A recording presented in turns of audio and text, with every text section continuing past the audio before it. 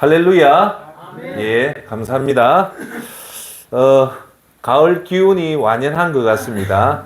오늘은 언젠가는 꼭 해야 되겠다라는 주제가 있었습니다.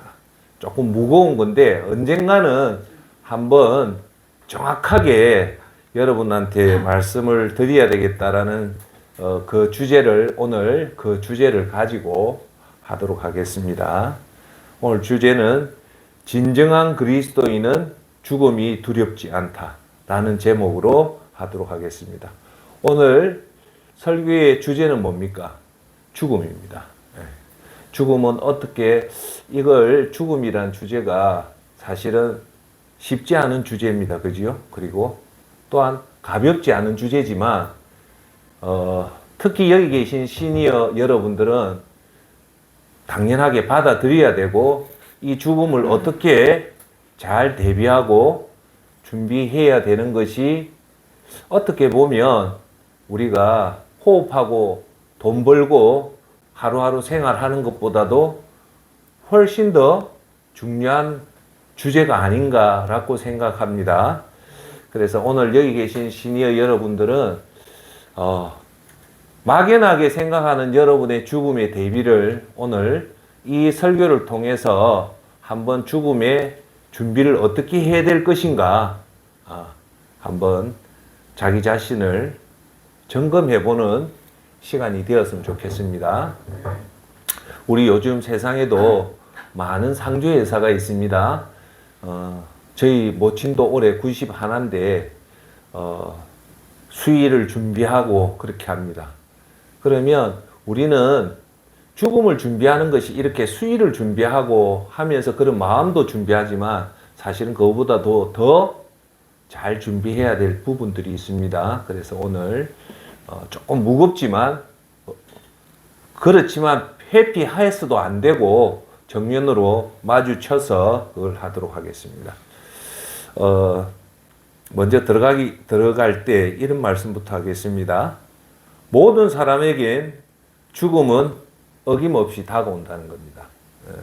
다 인정하시죠?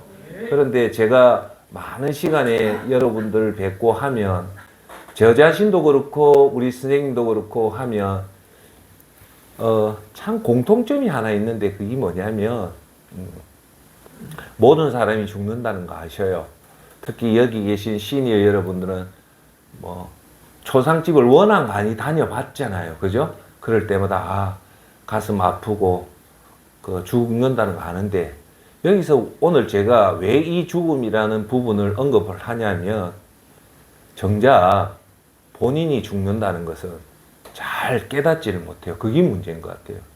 다 죽는다는 건 아는데 정작 자기 자신이 죽는다는 것을 잘 모르다 보니까 그걸 대비를 잘 못하고 준비를 잘 못하는 것 같아요. 역설적으로 오늘 결론부터 얘기하면 죽음을 잘 준비한다는 것은요, 그걸 준비하면 할수록 우리에게 남아있는 시간들을 가장 잘 활용할 수 있다는 겁니다. 그래서 어째 보면 죽음이 무겁지만 그걸 죽음을 잘 받아들임으로 해서 우리에게 남아있는 이 유한한 시간을 잘 사용할 수 있는 계기가 바로 죽음인 것 같습니다. 우리 믿는 자에게는 죽음이 어째 보면 그렇게 두렵지는 않지만 여러분 믿지 않는 자에게는 가장 두려운 게 뭘까요? 두 가지입니다. 사실은 나중에 얘기하겠지만 미리 말씀드리면 사람의 다 불안함과 두려움을 파고 들어가 보면 뭔가 불안하잖아요. 그리고 뭔가 두렵잖아요. 그걸 파고 들어가 보면 마지막 끝에 도달하는 곳이 있습니다. 그 불안과 두려움의 그 끝이 어디냐면 사실은 죽음입니다. 그래서 사람이 죽음 때문에 결국은 불안하고 두려운 거예요. 그리고 나서 죽음이 두려운 게 아니고 더 두려운 거는 죽음 이후에 그 심판이 있다면 그것을 가장 두려워하는 거예요.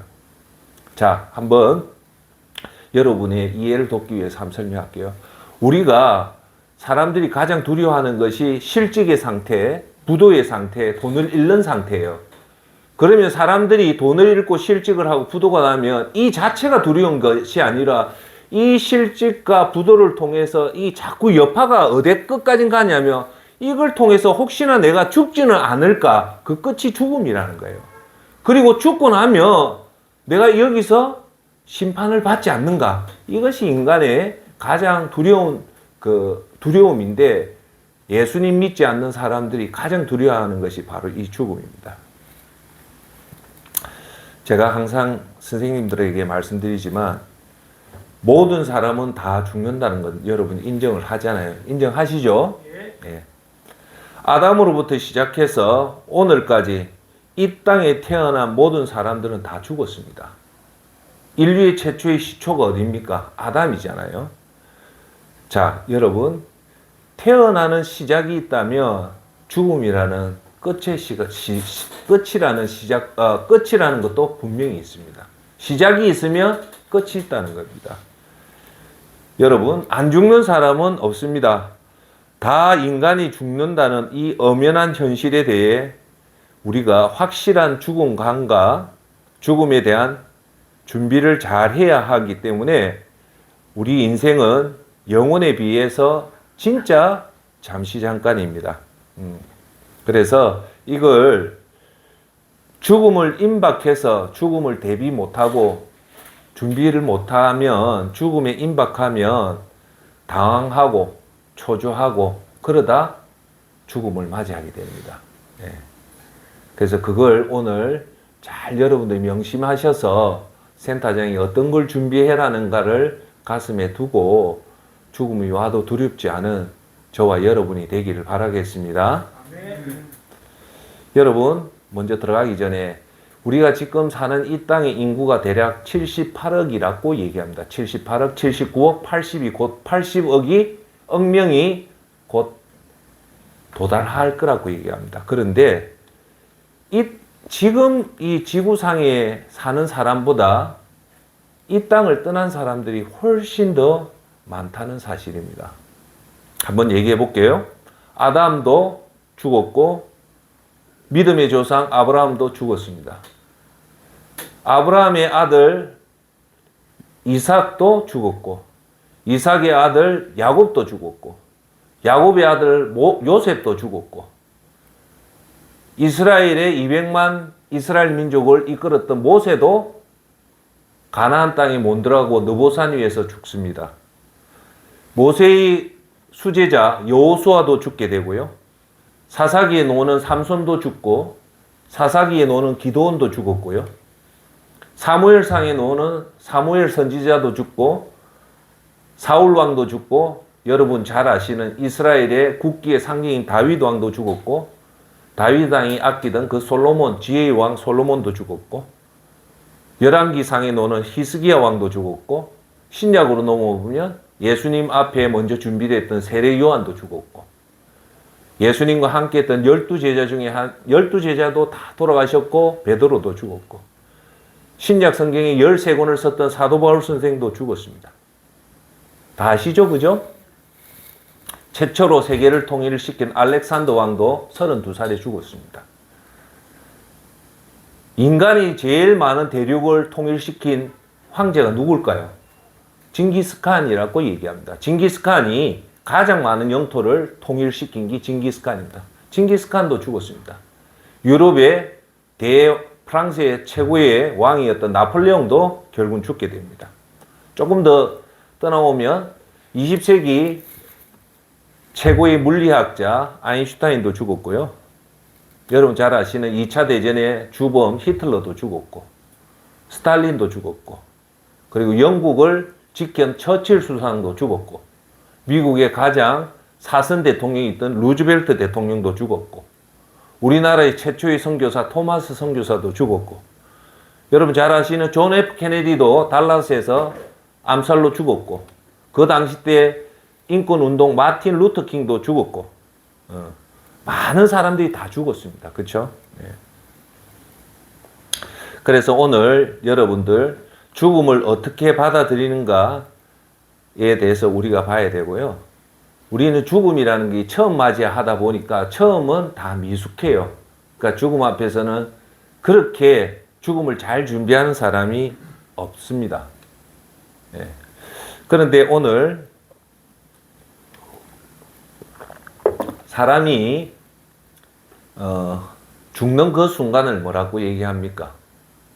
임종이라죠. 네. 임종의 모습을 보면 참 다양한 죽음의 모습이 있다고 합니다. 저도 91년도 때 아버지 임종을 제가 직접 봤습니다. 여러분 잘 알다시피 임종은 아무나에게 보여주지 않는답니다. 병간호를 아무리 극진하게 도 임종의 그 순간은 임종을 보는 사람이 따로 있대요.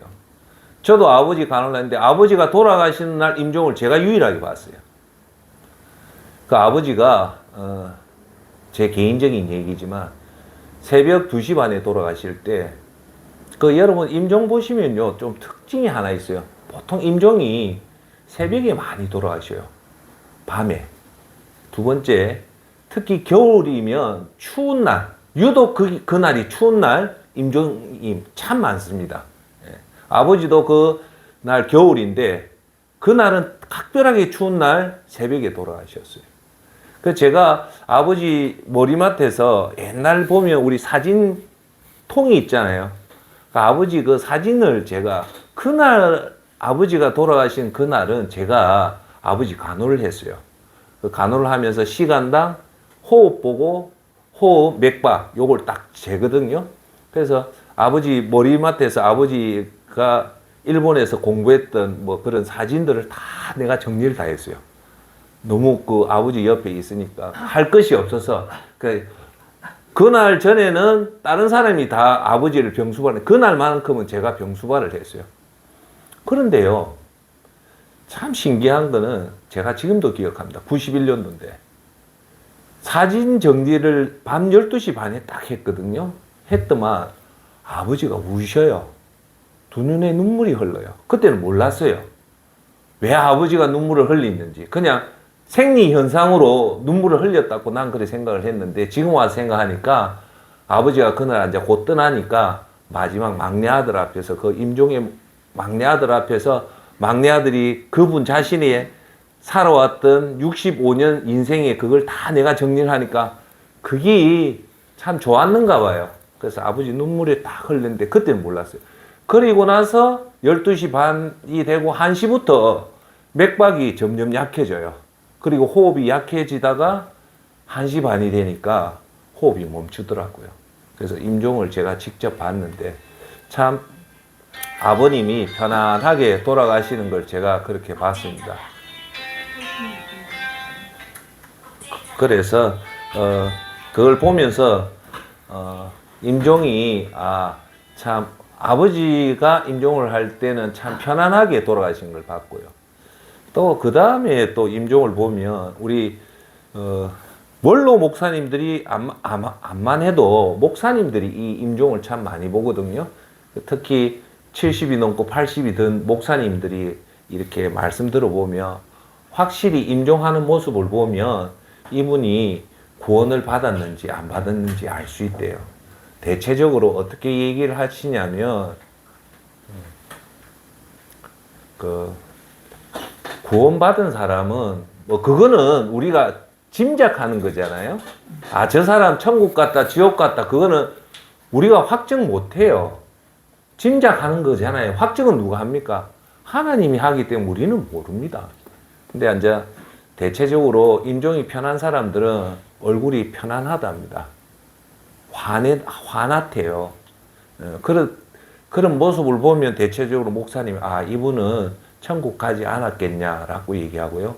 반면에 구원을 받지 못한 사람은요, 특징이 몸이 경직되어 있고 시커멓게 타들어간답니다. 대개 죽음 앞에 극도의 공포감을 느낀대요. 그런 임종 환자들이 의외로 많답니다. 그럴 때 목사님들이 안타깝다라고 그렇게 얘기를 한답니다. 그래서 오늘 저와 여러분도 참 하나님 부르는 이제 이 땅을 마치고 영혼 세계로 들어가는 게 죽음이잖아요. 그때 여러분들도 편안한 모습으로 가야 되지 않겠냐라고 생각합니다. 두 번째 말씀을 드릴게요. 제가 아직도 참 기억에 남는 그 임종 모습이 누구였냐면 정필도 목사님이 직접 임종 가서 본 것을 얘기하신 것을 제가 들었는데 참 감동이 와요. 이게 뭐냐면, 이 어르신이, 아들 2명하고 딸이 있었는가 했는데, 임종이 갖고 와서 외국인 아들까지 불렀대요. 그러니까, 사도 바울 선생도 그 말을 하잖아요. 나의 달려갈 길을, 내가 하나님 앞에 번제로 부어지고 하나님 앞에 갈 날이 알았다는 거거든요. 그러니까 어찌 보면 자기가 여기 계신 저와 여러분이 내가 언제쯤 하늘나라 가겠다는 거 안답니다. 이건 너무너무 큰 축복이에요. 근데 이렇게 자기가 임종이 정확하게 맞추지는 못하지만 보통 일주일 안에 자기가 가는 걸 안 돼요. 그거는 하나님 주시는 최고의 특권이에요. 그러면 자식들이, 손자나 자식들이 다 모일 수가 있잖아요. 마지막 임종 예배를 할 때. 그렇게 모였대요. 모였는데 이 어르신이 무슨 얘기를 하냐면요. 그렇게 얘기를 하더랍니다. 뭐 정필도 목사님이 하신 간증이니까 거짓말은 없을 거고, 그죠? 하시는 말씀이, 야야, 이 방 안에 왜 이래 손님이 많이 왔니? 그 소리를 하더래요. 근데 그 방에는 아들 2명하고 딸하고 정 목사님밖에 4명밖에 없었대요. 그런데 이 어르신이, 야야, 오늘 무슨 날이가 방 안에 왜 이래 사람이 많이 왔노? 그 얘기를 하더랍니다. 그러니까 영적으로 깨어있는 정 목사님은 그 가족들이, 여기에 영의 눈으로는 안 보이지만 천사가 왔다는 라고 얘기를 하더라고요. 그래서 왜 이래 사람이 만났는데 정 목사님이나 그 유족들은 그게 안 보이는데 이제 곧 떠날 이 사람 눈에는 보였는가 봐요. 그리고 나서 아주 편안하게 임종을 맞이하더랍니다. 그 얘기를 정필도 목사님이 하실 때 하시는 말씀이, 이렇게 이 땅에서 예수님 말씀대로 잘 살은 사람은 천사가 내려온다는 거예요. 할렐루야. 네. 여러분 그걸 잘 하십시오. 자, 여기서 제가 조금만 더 얘기할게요. 여러분, 비록 우리가 잘 살든 부자든 가난하든요, 천사를 부를 수 있겠습니까? 제 말은 우리가 얼마를 가져야지 하늘에서 천사를 돈으로 부를 수 있겠습니까? 택도 없는 소리겠죠. 즉, 이 세상에서 제일 돈을 많이 벌었다, 150조 된 어떤 재벌이 있다. 뭐 그 역사는 존 데이비드 록펠러라고 봅니다. 록펠러가 하늘에 천군 천사를 150조 준다고 천군 천사가 내려오겠냐 이 말이죠. 죽음의 끝에 서면 인간의 의지는 아무 소용이 없다는 거예요. 누가 보내주는 겁니까? 하나님 보내주는 거예요. 여러분, 다윗 왕이 인구조사를 잘못해가지고 3일 만에 7만 명의 이스라엘 민족이, 백성이 죽을 때 천사가 몇 명이 오냐? 딱 1명이 내려와서 그 7만 명을 죽입니다. 즉 천사 1명이 오는 게 그만치 위대한 거예요. 그런데 정필도 목사님 그거 할 때 그 천사가 그만치 왔다는 말은 우리가 돈으로도 셀 수 없는 어마어마한 영광을 받게 된다는 겁니다. 그게 앉아 죽음의 끝에 서면 그렇게 되기 때문에 저와 여러분도 천사가 올 정도로 욕심을 낼 필요는 없지만 매 순간마다 하나님 영광을 위해 살고 예수님 영광을 위해 살고 그렇게 살 때 반드시 하나님은 여러분에게 임종의 큰 상급을 준단 말입니다. 할렐루야. 자, 반면에 어떤 목사님이 내가 얘기를 들었어요. 실제 암이 걸렸는데 안 죽으려고 그래 발버둥을 치더랍니다. 얼굴이 시커멓게 변해가지고, 근데 신분이 목사인데 그렇게 하니까 그 주위에 있는 암 환자가 덕이 안 되더라는 겁니다. 어째 목사가 저리 죽기 싫어해가지고 얼굴이 시커멓게 돼가 결국은 죽었는데. 자, 제가 여러분한테 드리는 말씀은 죽음이 아무리 목사래도 아무리 그래도 자기가 하나님 앞에 바로 안 서면 그 죽음의 두려움은 이루 말로 표현할 수 없고 그 덕이 안 되잖아요. 그렇잖아요.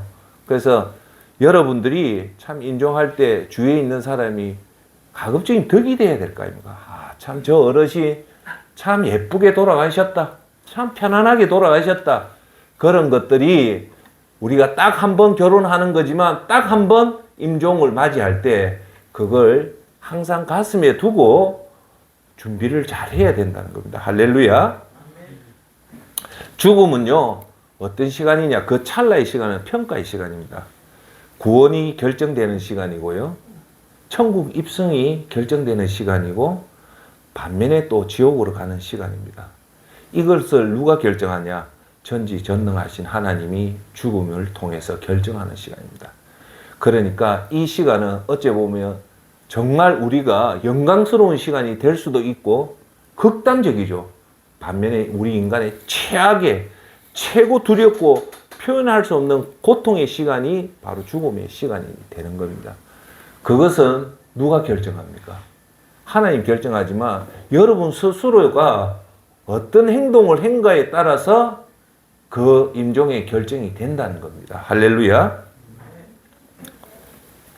그래서 오늘도 제가 여러분한테 죽음을 대비하면서 항상 오늘도 가슴 한 번 더 다짐해야 되는 건 제가 여러분한테 항상 드리는 말씀이 뭐냐? 진실을 깨달으면 도망을 가지만 여러분 진리를 잊으면 당합니다. 사탄 마귀는 여러분이 진실을 깨달으면 사탄 마귀는 공격을 못해요. 하지만 진실을 잊으면 당합니다. 그러니까 항상 깨어 있으라는 말씀이 그겁니다. 할렐루야. 그래서 오늘도 한 번 더 다짐합시다. 오늘 2022년 10월 6일 이 시간은 우리 생에 한 번밖에 없는 유일한 시간이지만 이것은 없어지는 것이 아니라 고스란히 하늘나라에 올라가서 반드시 오늘 이 시간도 평가를 받게 되는 겁니다. 할렐루야. 자, 그런데 오늘 제가 여러분한테 말씀드리고 싶은 얘기는 뭐냐? 예수님을 구주로 영접한 사람은 죽음은 구원이 확정되는 시간이고 천국 입성하는 시간이고 천국 상급을 확인하는 시간이지만 예수님을 모르고 자기 마음대로 살았던 사람은 이 시간이 가장 고통스러운 시간입니다. 아까도 말씀했다시피 인간의 모든 불안함과 두려움의 마지막 끝은 어디냐면 죽음이고 죽음이 끝이 아니고 죽음 이후에 그 심판에 대한 두려움이 있다는 겁니다. 그렇기 때문에 여러분한테 제가 지난번에도 한번 얘기했는데 오늘 한 번 더 강조하는 것은 일반인 사람들이 죽음을 맞이하면 그냥 죽는 게 아니라는 겁니다. 오늘 여러분들 이걸 잘 이해하셔서 혹시 여러분 주위에 예수님 믿지 않는 사람이 죽음을 확정을 받았을 때 심리 변화가 5가지 심리 변화가 된다는 것을 꼭 명심해서 그 심리 변화에 맞게끔 이 사람이 이런 심리에 왔다고 생각하고 여러분들이 그분을 잘 케어해야 되는 겁니다. 따라 해볼까요? 알아야 도울 수 있다. 모르면 못 돕는다. 혹시나 여러분보다 자식이 암으로 먼저 돌아가는 경우도 있고 여러분 사랑하는 형제가 먼저 돌아가는 경우도 있잖아요. 그럴 때 오늘 두 번째 주제는 이거예요. 사람은 죽음을 딱 맞이하면 5가지 심리 단계를 거치다가 가는다는데 이 연구는 누가 했냐면 여러분이 꼭 아셔야 될 유명한 심리학자 엘리자베스 큐빌리오스라고 이 여성 심리학 박사인데 이분이 죽음만을 연구해서 죽음의 학자라고 해서 이분이 아주 유명한 엘리자베스 큐빌리오스 박사라고 우리나라에도 책이 몇 권 나와 있습니다. 이분이 많은 죽음에 있는 환자들을 조사를 해보니까 임상할까 사람이 5가지의 심리 변화가 일어나더라는 겁니다. 첫 번째 뭐냐? 1단계는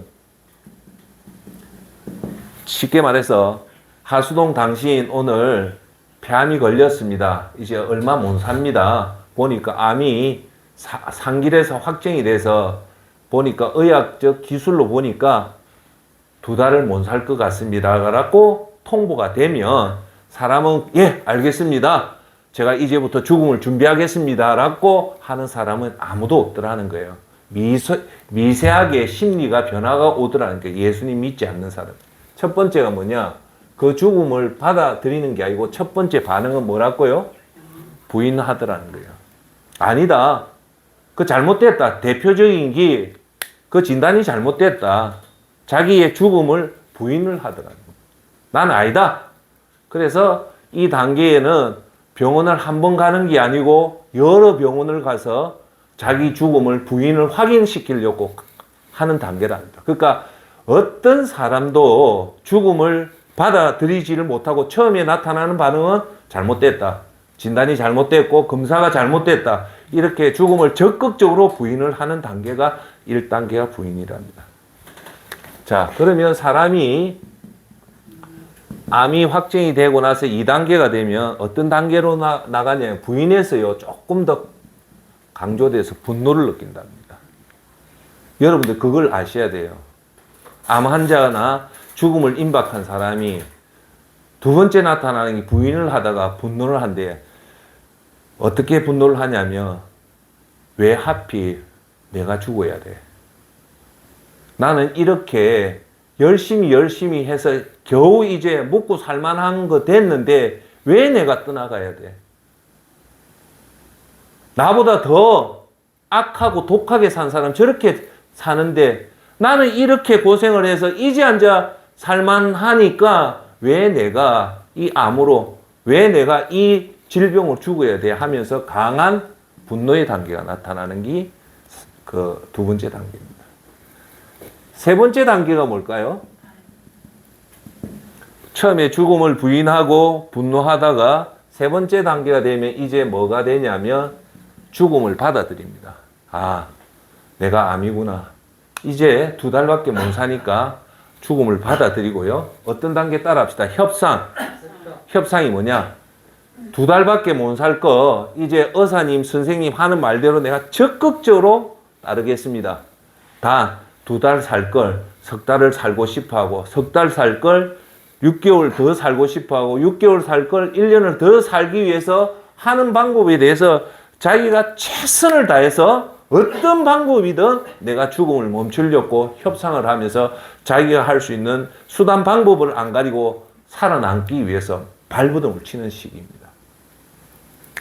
그러다가 그게 호전이 안 되면 여기서 이제 여러분 잘 아셔야 될 게 어떤 단계가 오냐면 우울 단계가 옵니다. 이제 우울 단계가 뭡니까? 죽음을 현실로 받아들인 단계입니다. 이때 참 청춘이 인생이 무상하구나. 이제 내가 이 땅을 떠나야 된다는 그것을 받아들일 때 무슨 단계가 온다고요? 우울해집니다. 이때 여러분들이 정말 그 환자를 케어를 잘 해야 됩니다. 이때 옆에 있으면서 위로를 해주고 기도를 해주는 게 이 환자한테 아주 중요합니다. 이때 우울한 단계 때 제일 필요한 게 뭐냐? 그냥 아무 말 안 해도 됩니다. 그 사람 옆에만 있어주면 됩니다. 여러분 그거 아십니까? 잔치집에 온 손님보다도 초상집에 온 손님이 더 기억이 납니다. 내가 힘들 때 위로받는 최고의 좋은 방법은 뭐냐? 옆에서 하센터장님 뭐 이렇게 말로 위로해 주는 것도 참 감사하지만 아무 말 없이 내 곁에 1시간만 있어주면요. 영원히 그 사람 잊지를 못합니다. 우울한 단계, 내가 힘든 단계 때는 가장 좋은 위로는 함께 해주는 것이 가장 좋습니다. 자, 5번째 단계가 뭐냐? 이때 드디어 수용을 합니다. 죽음을 받아들입니다. 왜 제가 여러분들한테 이 말씀을 드리냐면 우리 일반인들은 이 죽음을 수용하는 단계가 쉽게 된다지만 속으로는 부인과 분노와 협상과 우울과 수용의 단계를 거쳐가면서 결국은 죽음을 받아들이기 때문에 여러분 이걸 좀 아셔야 돼요. 죽음은 어떻게 보면 우리 사람한테 제일 무섭지만 결국은요, 이 죽음이 역설적으로 그 사람을 살리는 마지막 강력한 원인으로 작용할 수 있다는 겁니다. 그래서 의외로 죽음 임종 앞에서 예수님을 제대로 영접하는 사람도 있습니다. 할렐루야. 그걸 아셔야 돼요. 여러분들 그렇게 강팍했던 사람이 끝에 결국은 예수님 영접 안 하고 돌아가시는 사람도 있지만 그렇게 강팍했던 사람도 마지막에는 예수님을 영접하는 사람이 반드시 나옵니다. 제가 잘 아는 지인도 정말 제가 사랑했던 지인도 예수님을 믿다가 결혼하고 나서 예수님을 떠나갔어요. 떠나가서 불교에 가더라고요. 그러다가 그 지인이 마지막에 어떤 큰 병이 걸려서 마지막에 결국은 예수님 앞으로 돌아오더라고요. 결국은 돌아와서 구원을 받게 되는 겁니다. 여러분, 이 땅에서 아무리 잘 살아도 구원을 못 받고 지옥 간다면 그것처럼 불행한 게 없어요. 반면에 이 땅은 너무 슬프고 너무 불행하게 살았지만 그 끝이 천국으로 가는 구원의 그걸 받았다면 그거는 정말 다행이고 가장 성공적인 인생이라고 할 수 있습니다. 그래서 여러분들 이 얘기는 정말 그 사람이 예수님을 모르는 사람이 혹시 주위에 여러분 친인척 중에 암이 확정이 되고 하면 이 과정을 가서 참 그 사람을 위해서 기도해 주고 같이 하면 의외로 예수님을 영접할 수 있는 큰 시간이 된다는 겁니다. 할렐루야. 예. 그래서 여러분들 죽음의 두려움을 극복하기 위해서는 여러분들이 그걸 잘 알아야 되는 게 뭐냐면 시간 배분을 잘해야 됩니다. 뭘 잘해야 된다고요? 시간 배분. 자, 여러분 이거 한번 봅시다. 자, 지금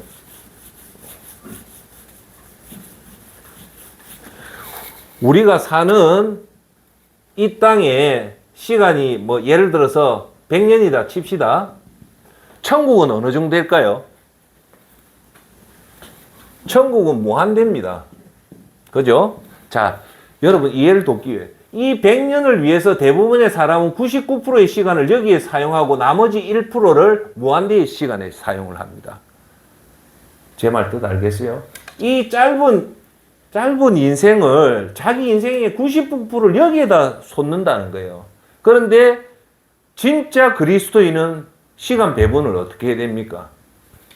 무한대의 시간에 95%는 사용하고 이 짧은 세계에 우리의 시간을 5%를 사용해야 된다는 겁니다. 할렐루야. 아시겠습니까? 그걸 꼭 명심해서 해야 되는 겁니다. 자, 그래서 우리가 이 죽음을 받아들이기 위해서 여러분한테 말씀드리는 것은 그리스도인은 한번 따라 할까요? 이 땅을 영원히 살 것처럼 살면 안 된다. 이 땅을 집착하게 만드는 것이 있다면 포기해야 됩니다. 다시 한 번 더 얘기할게요.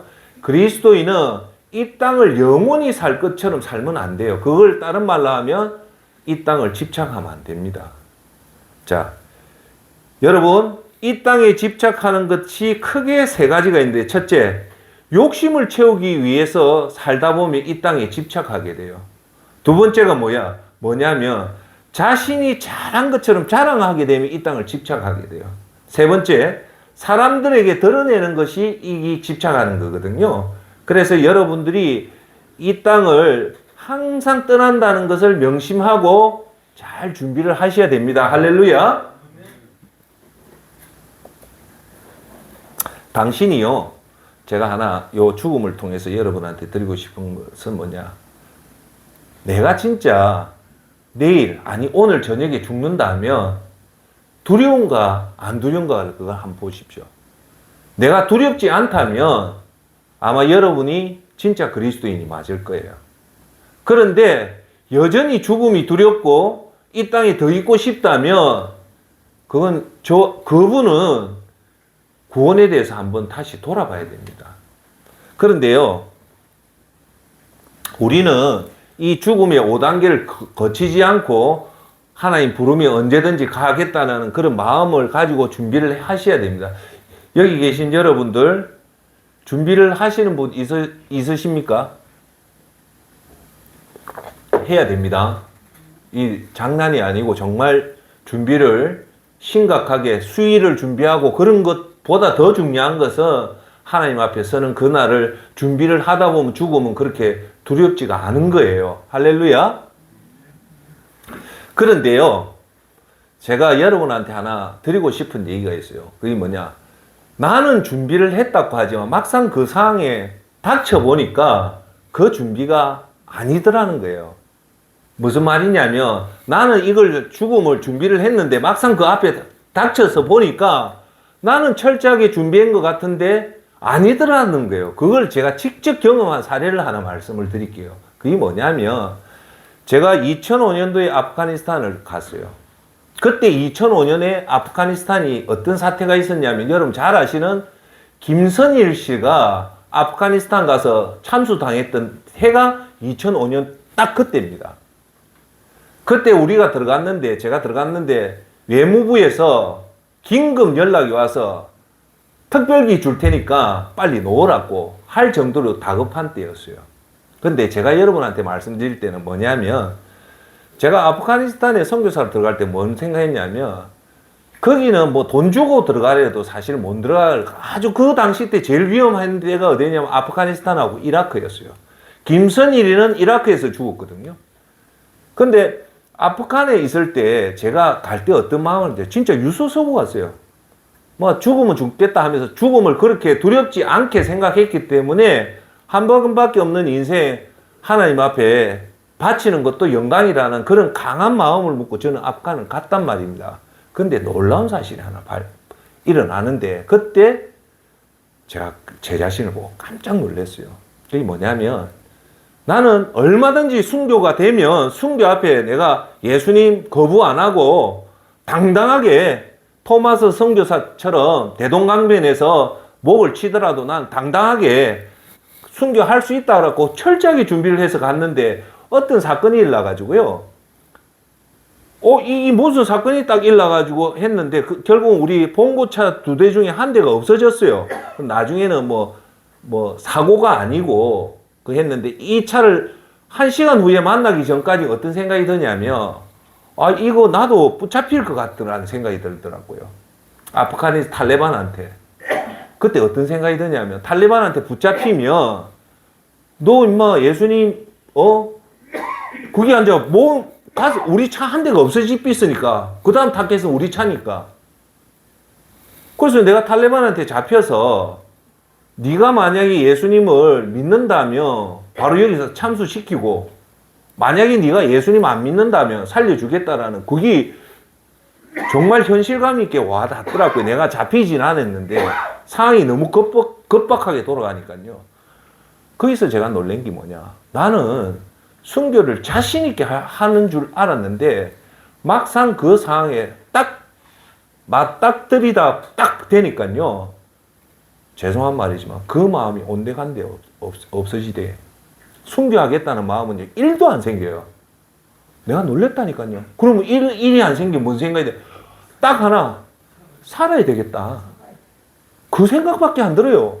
뭐 순교라는 생각은 그때 당시 때 죄송하지만 나는 정말 내만큼은 그렇게 살아왔고 내만큼은 순교할 줄 알고 주위도 그래 믿은데 막상 그 상황에 딱 다다르니까 순교라는 생각 1도 안 생각이 나대.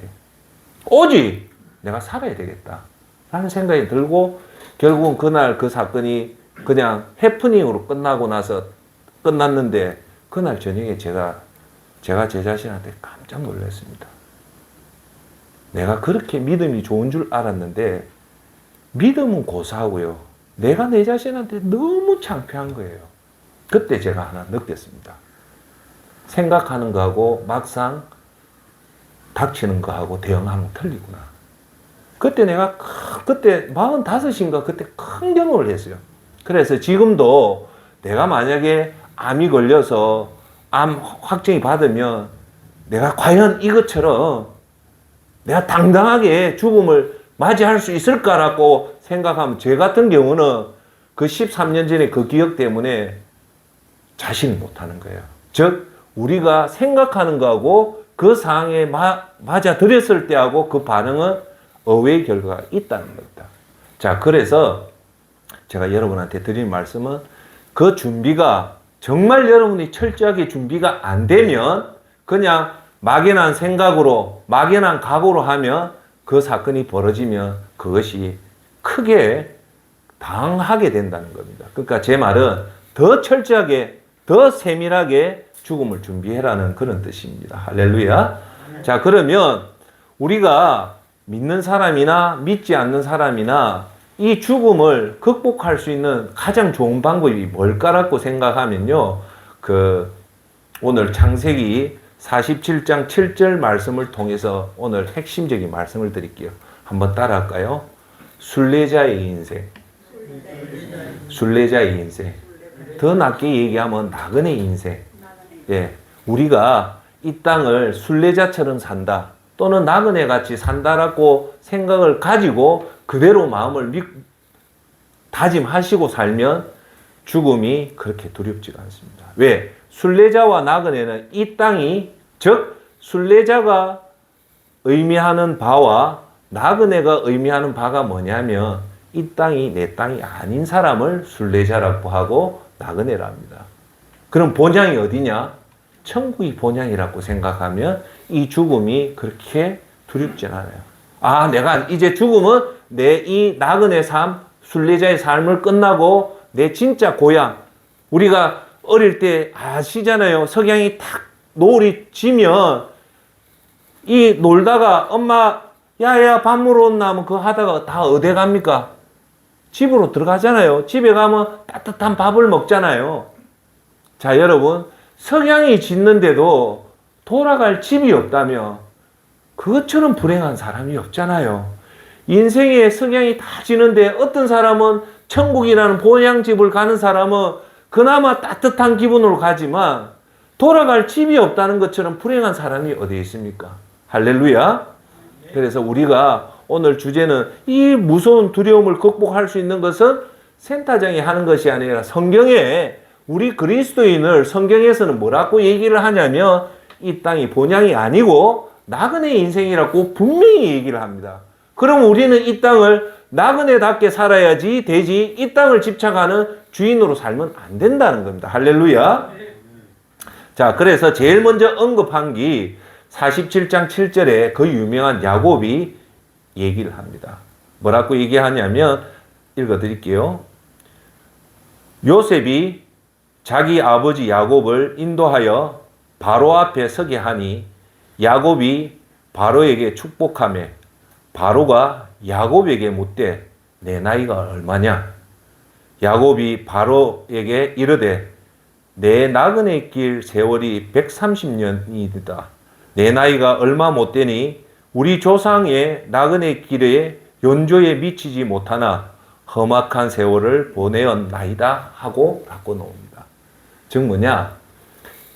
요셉이 애굽에 가서 30세에 총리 대신이 되잖아요. 그리고 큰 기근이 와서 야곱과 자기 형들이 결국은 바로 이집트에서 살게 됩니다. 살게 될 때 바로가 요셉의 아버지를 불러요. 불러서 바로가 야곱한테 제일 먼저 물어본 것이 뭐냐? 당신 이름이 뭐냐고 물어본 게 아니라 How old are you? 당신 나이가 몇 살인가를 물어봤어요. 그때 야곱이 자기 나이를 대답할 때 이 말이 나옵니다. 그게 47장 9절에 이렇게 나옵니다. 야곱이 바로에게 아뢰되 따라합시다. 내 나그네 길의 세월이 시작. 내 나그네 길의 세월이 130년이다. 이게 중요해요. 나이를 물어보니까 130이라고 한 게 아니고 그 앞에 더 중요한 말을 붙인 거예요. 그게 뭐냐? 나그네 인생이라는 거예요. 나그네 인생 130년을 살았다는 거예요. 살면서 여기 또 중요한 말이 뭐냐? 험악한 세월을 보냈다는 거예요. 자기가 바로 앞에 내 나이 130인데 이 130은 나그네 인생이었다. 그런데 이 나그네 인생 130년을 관조해 보니까 험악하더라는 거예요. 여러분, 야곱은 내가 나중에 얘기하지만 야곱의 12아들을 통해서 이스라엘의 12지파가 나옵니다. 야곱은요, 크게 문제가 있는 사람 아닙니다. 저는 야곱을 보면 엄마를 통해서 야곱이 엄청나게 피해를 봐요. 이삭의 마지막 죽을요, 누가 그 조정을 합니까? 야곱이 어린데 야곱 머리에서 놓은 게 아니고 리브가가 그걸 조정을 시켜서 야곱은 아무 엄마 말에 그대로 순종하다 보니까 자기가 오해를 사는 거예요. 그리고 야곱의 아버지가 누굽니까? 이삭이잖아요.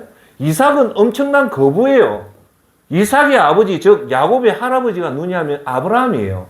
아브라함은 엄청나게 거부해요. 쉽게 말해서 야곱과 이삭의 그 유산을 누가 받냐면 자기의 형하고 에사하고 야곱을 반대해. 쉽게 말해서 야곱은 엄청난 금수저 중에서 이재용보다도 더 많은 재산을 가진 사람이 누굽니까? 야곱이잖아요.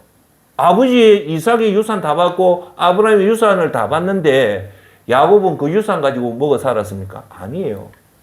라반의 집에 가서 20년 동안 엄청난 개고생을 다 합니다. 근데 진짜 제가 야곱이라면 나는 그 삼촌 집 가서 고생할 필요 뭐 있습니까? 삼촌이 그래 학대하면 아이고 마 삼촌 실소 나 집에 갈라요. 가가지고 아버지 그 재산 많은데 엄마 말 듣고 했는데 왜 내 고생시킵니까? 대번에 그래 안 하겠습니까? 재산이 없는 것도 아니고 엄청난 재산이 있는데 야곱은요 그걸 다 감수합니다. 그리고 야곱이 12제자를 낳을 때 성적인 문제가 있었습니까? 다 마누라가 시키는 대로 야곱은 따라 했을 뿐입니다. 레아하고 라헬의 몸종 실바하고 그 몸종도 다 했어요. 제가 오늘 여러분한테 드리는 것은 야곱은요 정말 모범적인 믿음 생활을 한 대표적인 인물이에요. 그러니까 그 모범 생활을 한 야곱을 통해서 그 유명한 12지파가 나오는 거예요. 그런데 그렇게 잘 살았던 야곱의 인생을 돌아보면서 했던 말이 내 인생 130년이 하나님 영광으로 살았다는 말을 안 하고 의외의 말을 하는 거예요. 뭐냐? 험악한 인생을 살았다는 거예요. 즉 인생이 그만치 힘들다는 겁니다. 할렐루야. 자, 두 번째 우리 인생이 분명히 야곱은 우리 인생이 무슨 인생이라고 했습니까? 나그네다. 그럼 나그네가 뭡니까? 나그네는 여기가 내 집이 아닌 사람이 나그네예요. 그래서 구약에서 제일 불쌍한 사람을 3명을 언급을 하는데 그 첫째가 고아, 두 번째가 가부, 세 번째가 나그네입니다. 나그네가 그만치 자기 집이 없이 떠돌이 생활을 하기 때문에 힘든 사람을 나그네라고 얘기하는 거예요. 그 우리가 이 땅에 살면 나그네다. 집이 없는 진짜 고향은 천국에 있다는 겁니다. 다음으로 유명한 히브리서 11장 13절을 반드시 여러분 들어야 됩니다. 요 말은 히브리서가 조금 어렵기 때문에 표준 세번역으로 쉽게 내가 여러분한테 읽어드리겠습니다. 이들은 모두 믿음으로 살다가 죽었습니다. 그들은 약속된 것을 받지 못하였지만 그것을 멀리 바라보고 즐거워하였으며 땅 위에서는 외국인과 나그네로 있다는 것을 인정하였습니다. 여기서 중요한 말이 나옵니다. 뭐라고요? 믿음의 조상들은 이 땅에서 뭘로 살았다냐 하면 성경에 두 가지입니다. 외국인과 따라합시다. 나그네로 사는 것을 인정했다는 겁니다. 14절. 그들은 이렇게 말함으로써 자기네가 본향을 찾고 있다는 것을 분명히 밝혔다. 이 땅에서 나그네와 외국인으로 살면서 본향을 찾고 있다. 저 천국을 지금 찾고 있다는 거예요. 15절. 그들이 떠나온 것을 생각하고 있었다면 돌아갈 기회가 있었을 것입니다. 16절. 그러나 실상 그들은 더 좋은 것을 갈망하고 있었습니다. 그것은 곧 하늘나라였습니다. 라고 얘기합니다. 즉 우리의 믿음의 선조들은 다 이 땅을 내가 영원히 살 본향이 아니라 나그네로 살고 있고 진짜 우리 본향은 어디에 있다? 그것은 곧 하늘나라 천국이라는 겁니다. 할렐루야. 자, 그러니까 우리가 이 생각을 저와 여러분들이 나그네 의식을 가지고 본향이 천국이라고 하면 이 땅을 떠날 때가 슬플까요? 안 슬플까요? 그렇게 슬프지가 않습니다. 우리가 이 땅이 본향이라고 생각하고 이 땅이 다라고 생각할 때는 집착을 하지만 이 땅이 나그네고 진짜 우리 고향이 천국이라고 하면 이제 천국 가는 길이 죽음이잖아요. 그렇게 여러분이 믿음으로 받아들이면 이 죽음이 과연 두렵고 무서울까요? 안 그렇다는 겁니다. 이제 본향집으로 간다는 겁니다. 할렐루야. 여러분 이렇게 우리가 나그네로 살다가 미련 없이 저 천국으로 간 사람이 있습니다. 그게 누구냐? 여러분 2002년도 때 제가 말했던 미스터 게너가 그런 거예요. 미스터 게너가 어떤 사람입니까? 미국 호주에 있었던 전도자입니다. 하루에 10명에게 매일마다 10명에게 질문을 했다 안 합니까? 선생님 죄송합니다. 예수님 믿고 구원받았습니까? 두 번째, 오늘 선생님 죽는다면 천국 갈 자신이 있습니까? 하고 전도지 주고 돌아섰는데 그 활동을 하루에 반드시 10명을 몇 년 동안 했냐? 40년 동안 한 사람입니다. 저도 전도 생활 해봤지만 40년은요, 불가능합니다. 저도 이제 11월 되면 다시 앉아 전도하러 나가려고 다짐을 하고 기도 중에 있거든요. 이 미스터 게너가 이렇게 활동했던 목적이 뭘까요? 이 땅은 나그네고 내 고향은 저 천국이 있다고 생각할까? 이 땅에서 그 죽음 두려움 없이 건강하게 하나님 말씀대로 살다 보니까 여러분 보세요. 우리가 항상 말하지만 제가 지난 편에 설교의 주제가 뭡니까? 천국 상급받기 위해는 초핵심 뭐냐? 엄밀하게 해라. 사람한테 드러내기 하지 말았잖아요. 그죠? 기억나시죠? 내 스스로가 드러내면 그 상급을 다른 사람들이 박수를 받기 때문에 천국 가면 상급이 없댔잖아요. 기억나시죠? 자, 여러분 놀라운 사실 내가 하나 얘기할게요. 우리가 엄밀하게 사람들 모르게 엄밀하게 이런 활동을 하면요. 이게요. 과연 안 드러날까요? 안 드러나는 경우도 있지만 대부분요. 드러납니다. 어떻게 드러나는 겁니까? 하나님이 드러내게 해줍니다. 미스터 게너가 자기는 안 드러나게 했지만 결국은 하나님이 드러나게 해준 거예요. 할렐루야. 그러니까 우리가 하나님 모르게 사람들 모르게 하나님 영광을 위해서 하면 하나님이 그걸 드러나게 해서 더 영광을 준단 말입니다. 할렐루야. 그리고 우리나라에 최초로 왔던 토마스 선교사가 대동강변에 죽을 때 그 죽음이 두려웠을까요? 아니에요. 그 목을 치는 순간 이제 이 험악한 나그네 길을 마치고 천국으로 돌아가는 귀한 길이라고 받았던 겁니다. 여러분 잘 아시는 제임스 훌 선교사 여러분 잘 모를 겁니다. 이 제임스 훌 선교사의 아들이 우리나라의 크리스마스 시를 만드는 사람인데 이 제임스 훌이 윌리엄 로제타 훌이라는 여자 선교사를 너무 사랑을 하니까 캐나다인입니다. 의사인데 이 여자가 뭐라 하냐면 나는 조선에 그때 당시 때 일본하고 중국이 컸는데 그 사이에 조그만 조선인데 그때 대원군이 이 세국 정치를 하기 때문에 여기가 우리나라 지금치 뭐 아프가니스탄, 이라크처럼 위험한 곳이기 때문에 웬만한 사람은 조선에 선교사로 못 오게 되었습니다. 그때 우리 여러분 잘 아시는 그 뭡니까 언더우드 선교사가 사실은 일본 가려다가 아무도 조선에 안 간 데서 자기가 들어온 거예요. 그럴 때에서 조선에 들어왔던 선교사는 진짜 초인류 에리트들만 들어온 거예요. 그게 우리나라의 축복입니다. 그래서 이 선교사, 여자 선교사를 좋아했던 제임스 훌이라는 이 박사가요, 자기하고 결혼하려면 자기 따라 조선에 와야지 자기가 결혼을 해준 데서 이 여자를 사랑해서 결혼해서 조선에 온 거예요. 선교사로 왔는데 안타깝게도 청일전쟁 시대에서 교통기관이 당나귀를 타고 이렇게 다니다 보니까 너무 극도의 피곤하면 몸에 면역이 떨어지잖아요. 거기서 막 간염이 돼가지고요. 35살의 젊은 날에 2명 나누고 바로 죽습니다. 제임스 홀 선교사가. 그래 그 아들이 우리나라에 큰 역할을 하거든요.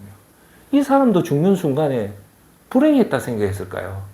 이제 나의 무거웠던 이 나그네 짐을 다 풀고 이제 천국 간다 할 때 그때 제 생각에는 앞선 생각인가는 모르겠지만 아마 천군천사가 왔을 거예요. 너무너무 수고했다. 그 누구도 알아주지 않지만 하나님은 알아줬다는 겁니다. 여러분 또 하나 더 얘기할게요. 우리하고 종파는 틀리지만 가톨릭의 수녀님과 신부님은 한평생 수도원에 들어가서 살잖아요. 그분들이 어디 못나서 그렇습니까? 아니에요. 이 땅의 나그네 길 인생이니까 분토와 같이 버리고 오직 예수님을 위해서 들어간 사람이 수녀님이고 신부님 아닙니까? 저는 그걸 대단히 높게 평가하는 겁니다. 왜? 그 마음속에 나그네 정신이 없었다면 과연 그렇게 할 수 있겠습니까? 나그네 정신. 이 땅은 잠시 있다 가는 거고 우리 진짜 본향은 저 천국에 있다기 때문에 결혼도 안 하고 독신은 오직 예수님을 위해서 살아간 사람들이 우리 주위에 있다는 겁니다. 할렐루야. 여러분 순례자는요 죽음을 두려워하지 않습니다. 왜? 본향으로 돌아가기 때문에 죽음은 간문에 불과하다고 생각을 하는 겁니다. 할렐루야. 이제 서서히 결론을 맺을게요. 자, 여러분 우리가 오늘 죽음을 극복하기 위해서 순례자의 길을 생각하면서 하나 더 여러분한테 꼭 말씀드리고 싶은 것은 뭐냐면, 우리가 예수님 믿고 생활하면 90%는 천국의 상급이 다 돌아가지만 이 땅에 살면 하나님이 은혜를 주잖아요. 줍니까 안 줍니까? 줍니다. 축복을 줍니까 안 줍니까? 줍니다. 여기서 여러분들이 명심해야 될 건, 하나님 주시는 축복이 이 땅으로 끝나면 이건 저주가 돼요. 무슨 말인가 알겠어요? 하나님 여러분에게 명예를 주고 권력을 주고 돈을 주는데 그걸 내 것으로 쓰면 이거는 은혜가 아주 최악의 경우가 되는 거예요. 그 은혜를 받아서 그것으로 끝내는 것이 아니라 그걸 통해서 천국 입성에 더 선신을 하고 천국 상급을 위해서 그걸 하나님 영광을 위해 서는 것이 제일 좋다는 겁니다. 할렐루야. 자, 여러분한테 이해 쉽게 이렇게 얘기할게요. 하나님이 여러분의 축복을 주셔서 좋은 차를 주게 된 거예요. 명품 예제차 이름 그걸 샀으면 이걸 내가 뽐내는 것으로 사용을 한다면 그거는 축복이 아니고 저주예요. 그런데 그 좋은 차를 타가지고 그걸 통해서 더 많은 사람들을 전도하고 더 많은 사람한테 그 차를 통해서 구제를 했다면 그거는 박수 받아도 된다는 겁니다. 아시겠죠? 하나님 주시는 축복이 축복으로 끝나면 안 되고 그 축복을 통해서 더 하나님 나라와 하나님 의를 구한다면 그 축복은 진짜 축복이 된다는 겁니다. 두 번째, 하나님이 여러분한테 좋은 축복을 줘서 명품 옷을 입었다. 그걸 가지고 뽐내면 안 되지만 그 옷을 입고 더 기분 좋게 전도도 열심히 하고 선교를 열심히 하고 구제를 열심히 하고 어려운 사람을 돕는다면 그 명품 옷도 영광의 옷이 된다는 겁니다. 할렐루야. 여러분한테 주는 좋은 음식을 먹고 내가 전국 사방팔지 맛있는 맛집 찾아다니면서 그거 먹고 하면 그거는 복이 아니고 저주예요. 그런데 그것을 먹고 전국 맛집을 돌아다니는 게 나쁘다는 게 아니고 그걸 먹고 더 힘을 내서 하나님 영광을 위해서 사용한다면 그렇게 맛집 다니는 것이 죄가 아니라는 거예요. 그리고 여러분에게 하나님이 명예를 주고 여러분에게 권력을 주고 여러분에게 잘 사는 걸 주고 특히나 여러분이 안락한 노후를 주면 그걸 가지고 여러분 것으로 사용하면 안 된다는 거예요. 그걸 통해서 안락한 노후를 통해서 더 어려운 사람을 도와주고 더 어려운 사람을 한다면 그것이 여러분한테 이 땅의 믿음 생활을 잘해서 얻게 되는 하나님의 은혜와 축복들을 하나님 영광을 쓸 수 있는 좋은 기회가 된다는 겁니다. 할렐루야. 그것이 여러분이 뽐내는 최종 목표가 되는 것이 아니고 최종 목표는 그것을 통해서 하나님 나라와 하나님 의를 구하게 된다면 그것은 얼마든지 누려도 된다는 겁니다. 할렐루야. 자, 여러분, 순례자가요, 우리가 반면에 순례자는 우리에게 가장 큰 순기능을 주지만 이거 지금부터 하는 얘기 잘 들으십시오. 이걸 가지면 큰일 납니다. 즉 죽음을 두려워하는 게 뭐냐면 이 땅을 집착하면 죽음이 두려워져요. 왜요? 이 땅이 좋은데 이 땅이 더 살고 싶은데 그런데 죽음이 오면 여러분 떠나겠습니까? 안 떠나겠습니까? 안 떠나죠. 바락바락 길을 쓰고 더 살라고 하잖아요. 그 원인이 어디에 있을 것 같습니까? 이 땅을 집착하는 것을 한마디로 얘기하면요, 부자 되려고 하는 거예요. 돈에 집착을 하는 거예요. 여러분들 그래서 성경은요 절대 이 땅에 부자 되는 것을 막습니다. 그래서 예수님이 직접 얘기하잖아요. 뭐라고 얘기합니까? 부자가 천국에 가는 것이 낙타가 바늘기 들어가는 것만큼 더 어렵다는 말 뜻이 뭘까요? 뭐겠습니까? 부자는요 이 땅을 집착하기 때문에 그 마음속엔 천국이라는 생각과 예수님 사랑하는 마음이 전혀 없다는 거예요. 그렇기 때문에 부자가 천국 가기 힘들다는 것은 뭐냐? 이 땅을 집착하는 것이 부자가 이 땅을 집착하는 거기 때문에 만약에 여러분이 부자가 돼서 이 땅을 집착한다면 그 부자를 믿음의 눈으로 분토같이 버려야 된다는 겁니다. 할렐루야. 시편 37장 16절 의인의 하찮은 소유가 악인의 많은 재산보다 낫다고 분명히 말합니다. 그래서 제가 여러분한테 강조하는 말이 있잖아요. 디모데 전서에 사람은 따라합시다. 먹는 것과 입는 것이 있으면 그것으로 만족해라. 할렐루야. 항상 그걸 우리의 핵심으로 가져야 됩니다. 오늘 내가 새끼 먹는 것과 입는 것만 있다면 만족해라는 겁니다. 왜? 그 대신 그렇게 살면 하나님은 천국에 큰 상급을 주기 때문에 그걸 믿고 살아라는 겁니다. 할렐루야. 로마서 8장 7절 육신의 생각은 하나님과 원수가 되나니 이는 하나님 법에 굴복하지 아니할 뿐만 아니라 할 수도 없습니다. 육신의 생각의 대표적인 게 뭐냐? 부자가 되려고 하는 거예요. 돈 모으려고. 이런 생각을 가지면 절대 하나님과 원수가 되기 때문에 이 땅에 집착하고 이런 사람, 여러분, 이런 사람 절대가 아닙니다. 여러분, 부자가요, 죽을 때 죽음을 제일 두려워하는 사람이 누군가 하면 사실은 부자입니다. 부자들은요, 안 죽으려 합니다. 어떤 경우든 바락 해가지고 안 죽으려 하는 게 부자입니다. 그래서 여러분들은 우리가 믿음의 눈으로 봐서 이 부가 이것이 믿음에게 방해가 된다면 우리는 과감하게 그걸 거부해야 됩니다. 할렐루야. 반면에 이게 내 삶에 좀 부족할지라도 이것이 하나님 영광이 되고 천국의 입성의 영광이 된다면 우리는 그걸 잡아야 됩니다. 할렐루야. 야고보서 4장 4절 가늠한 여인들아 세상과 벗되는 것이 하나님과 원수됨을 알지 못하느냐 그런즉 누구든지 세상과 벗이 되고자 하는 자는 스스로 하나님과 원수가 되는 것이라고 분명히 얘기합니다. 하나님과 원수가 되는 사람의 나타나는 특징이 뭐냐? 죽음 앞에 떠는 겁니다. 왜? 죽음 앞에 서니까 하나님 위해서 한 게 아무것도 없는데 여러분 우리는 정말 하나님 앞에 서서 하나님 위해서 풍성하게 우리의 시간과 물질을 풍성하게 드릴 때 우리는 하나님 앞에 여러분 이름을 불러준다 아닙니까? 할렐루야. 자, 마태복음 여러분 마태복음 13장 43절에 예수님이 이렇게 얘기합니다. 그때 의인들은 자기 아버지 나라에서 해와 같이 빛나리라고 합니다. 예수님 누구요? 의인. 의인은 이 땅에서 비록 보잘것없지만 두 가지 개념을 이해하시면 천국에서 해같이 빛난다는 겁니다. 할렐루야. 그것이 순례자의 목표고 그것이 그거예요. 그렇다 보니까 사도 바울 선생은 그 많은 엄청난 권력이 영성이 있었잖아요. 손수건만 해도 환자를 낫을 정도면 사도 바울이 이 땅에 재산을 축적하려면 어마어마한 재산을 축적할 수 있는 조건을 다 갖췄단 말입니다. 역시 12제자도 다 그런 조건을 갖췄지만 세례 요한도 다 그래 갖췄지만 우리가 주목해야 될 사실은 이 사람들은 이 땅에서 성을 쌓았습니까? 안 쌓았습니까? 안 쌓았습니다.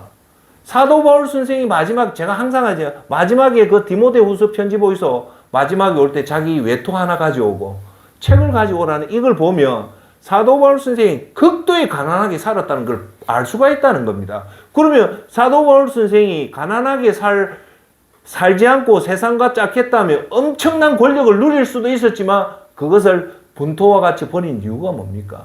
저 천국의 그 상급을 생각하고 예수님 말씀을 상급을 생각했고 이 땅에 나그네였기 때문에 이렇게 할 수 있었기 때문에 저와 여러분들은 그걸 벤치마킹해서 우리도 이 땅에 영원히 살 것처럼 하면 안 된다는 겁니다. 할렐루야. 다니엘서 12장 3절 지혜 있는 자는 궁창의 빛과 같이 빛날 것이요 많은 사람을 옳은 대로 돌아오게 하는 자는 별과 같이 영원토록 빛난다고 합니다. 여기서 다니엘서 12장 3절은 무슨 말씀을 하냐면 이 말입니다. 많은 사람들을 옳은 대로 돌아오게 하는 자, 많은 사람을 옳은 대로 돌아오게 하는 그의 대표적인 게 뭘까요? 전도잖아요. 전도는 다른 게 아니잖아요.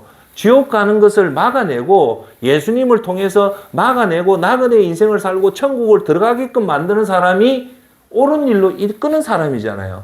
그런 사람은 어떻게 된다고요?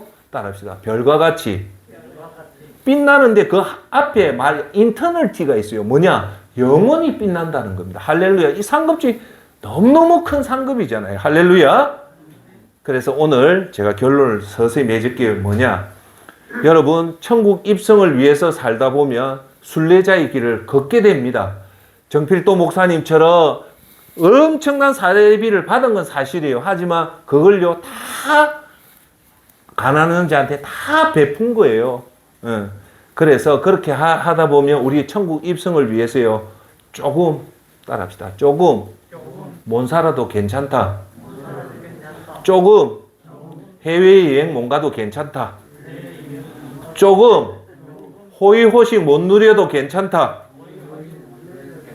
그런 마음을 가지십시오. 우리는 나그네이기 때문에 이 땅에서 모든 걸 누릴 수가 없어요. 대신 어디 가서 누릴 수 있습니까? 천국 가면 다 누리겠습니다. 자, 여러분, 이 땅에 집착하면, 사는 것에 과도하게 집착하면 죽음이 두려워지게 되고요. 천국 입성 준비는 멀어지게 됩니다. 그래서 이것은 믿음의 사람에게는 최악의 상태가 되는 겁니다. 자, 이제 결론을 맺겠습니다. 마지막은 진정한 그리스도인은 예수님 말씀대로 사는 순례자의 길에 사는 사람은 죽음이 두렵지 않습니다. 할렐루야! 그래서 순례자의 우리는 곧 있으면 엄마가 해 떨어지는 저녁에 엄마가 야 집에 온다면 집에 가서 맛있는 거 봤지만 우리 인생의 황혼이 맞이해서 이제 죽음이 가까이 오면 누가 우리를 부릅니까? 예수님 부릅니다. 야, 너 수고했다. 이제 천국 와서 쉬라는 그 음성을 듣고 알겠습니다. 하나님 감사합니다라고 기쁜 마음으로 죽음을 맞이하고 그리고 그 죽음의 모습 보는 여러분의 자식들, 손자들이 은혜를 받아야 돼요. 참 우리 엄마, 우리 아버지, 우리 할아버지, 우리 할머니 참 깨끗하게 비록 이 땅에서 부귀공명 영화를 못 누렸지만 그 이상으로 아름다운 모습으로 떠난다라는 그런 좋은 모습을 보여주는 여러분이 되기를 바라겠습니다. 이제 오늘 끝으로 천상병 시인이 적은 귀천, 하늘로 돌아간다는 그 유명한 시를 읽고 마치도록 하겠습니다. 전상병 귀천, 나 하늘로 돌아가리라. 새벽빛 와 닿으면 쓰러지는 이슬 더불어 손에 손을 잡고 나 하늘로 돌아가리라. 노을빛 함께 단둘이서 기슭에서 놀다가 구름 손짓하면은 나 하늘로 돌아가리라. 아름다운 이 세상 소풍 끝내는 날 가서 아름다웠다라고 말하리라. 아멘. 기도합시다. 이 기도가, 이 시가 저와 여러분의 시가 되기를 바라겠습니다. 아멘. 기도하겠습니다.